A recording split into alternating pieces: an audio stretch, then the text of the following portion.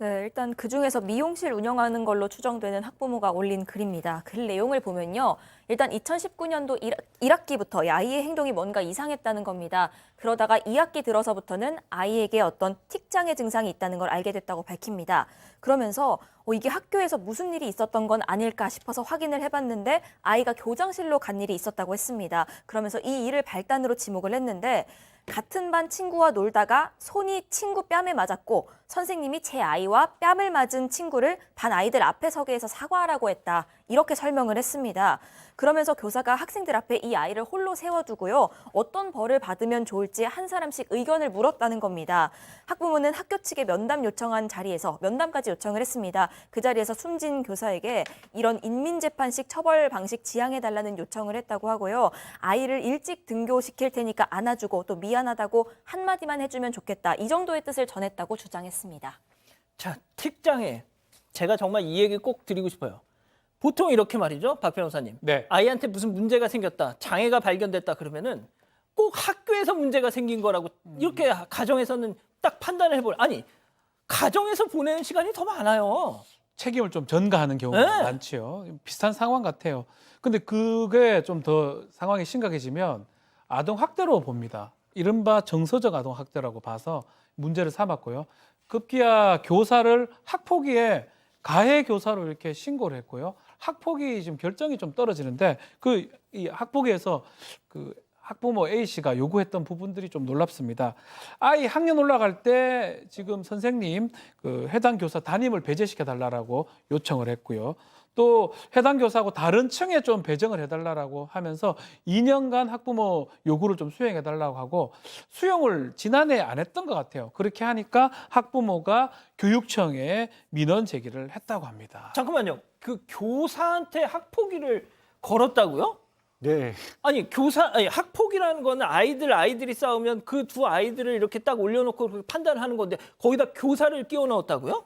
그러니까요. 학교폭력위원회라는 거에 학교폭력이라는 거의 정의에는 그게 꼭 학생만 학교폭력을 저지른다고 나와 있진 않아요. 학교폭력에 관한 법률에. 다만 학교폭력위원회가 조치를 취할 수 있는 건 가해 학생 그리고 피해 학생의 보호입니다. 그렇죠. 그렇기 때문에 교사에 대해서는 할 수가 없는데 신고가 들어왔으니까 어쨌든 열리긴 열었답니다. 사유도 어떤 거냐면 다른 아이들 다 보고 있는 데서 우리 아이가 벌받게 만들었다. 그리고 지금 교장선생님이 보호실에 아이 손을 잡고 들어가서 다른 아이들이 보기에는 우리 아이가 좀 인상이 좋지 않게끔 만들었다라는 겁니다. 어쨌든 그래서 학교폭력위원회를 열어서 이 학폭위 위원들도 그러면 아이에게는 심리상담 조언 어쨌든 피해 학생으로 지금 접수가 됐으니까 심리상담 하라고 하고 대신에 이 선생님과 관련해서는 우리가 할 수 있는 게 없으니까 그리고 고소까지 이미 하시지 않았느냐 경찰에서 조치를 취할 것이다 라고 종결을 했답니다. 자, 제가 다시 한번 정리를 해드릴게요. 저희가 이거를 지금 전해드리는 내용이 이 학부모가 그 입장문이라고 쓴 글을 내용을 지금 전해드리는 거예요. 아동학대 신고에 학폭위에 이거를 선생님한테 둘 다 동시에 걸었습니다. 자, 그런데 이 입장문이라는 걸 올려놓고 이걸 또 바로 내렸다면서요. 네, 일단 본인은 자기가 내린 게 아니라고 주장은 했습니다. 일단 입장문 올라왔을 때 비판 댓글이 줄줄이 달렸고요. 1시간 만에 삭제가 됩니다. 그런데 곧 이어서 다시 추가 글을 올렸습니다. 그러면서 내가 지운 건 아니고 왜 삭제됐는지 모르겠다라고 추가 글을 올렸고요. 그러면서 그 아까 말한 뺨 관련된 내용, 그 내용은 싸우다 그런 것이 아니라 놀다 그런 상황이었기 때문에 그렇게 표현한 거다라고 해명하기도 했습니다. 그러면서 변호사 없이 혼자서 쓴 글이다. 댓글 고소하려는 의도로 쓴 것도 아니고 악플까지는 이해한다. 하지만 제가 하지 않은 행동이 많아서 그런 것들을 설명하고 표현하고 싶었다. 이렇게 적었습니다. 자, 그런데 그 해명, 이 가해 학부모로 지목된 4명 중에 또 다른 한 명으로 또 지목이 되고 있는 어떤 체육관 관장의 아내라는 분도 네. 또 글을 올리셨더라고요. 자, 문제 행동을 보인 4명의 중에 1명의 부모가 맞다라고 얘기를 하면서 본인들은 이제 선생님을 뭐 만난 적은 없다. 2년간 만난 적은 없고 그 전에 이제 이런 얘기 듣고 좀 기분이 안 좋아서 울었던 적은 있다라고 합니다. 다만 다른 학생들하고 지적당한 아이 부모를 만나서 좀 고민은 얘기한 적 있지만 선생님에 대해서 악의적 루머를 유포하거나 험담한 일은 절대 없다라고 이렇게 얘기를 하고 있습니다.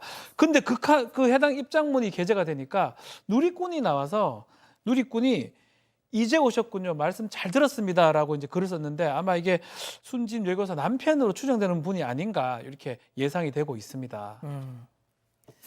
그러니까 그 해명 글에 돌아가신 이 교사분의 남편으로 추정되는 분이 당신 얘기 많이 들었습니다. 어떻게 보면 되게 의미심장한 얘기잖아요. 그러니까 그 글을 쓴 그 학부모를 욕하거나 뭐 이러진 않고 얘기 많이 들었습니다. 정말 어떻게 보면 참 간담이 서늘해지는 많은 걸 함축하고 있는 표현인데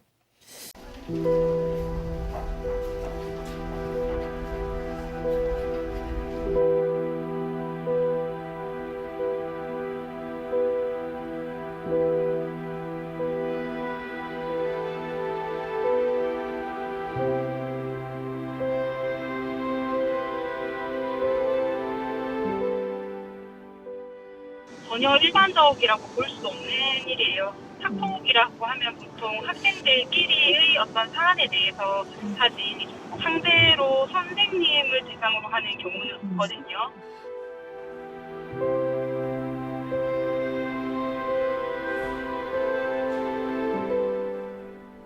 성인이거나 학생이 아닌 사람한테는 아예 처분이 불가능합니다. 그래서 가해자 처분은 없고 피해자 보호 처분만 있는 거예요.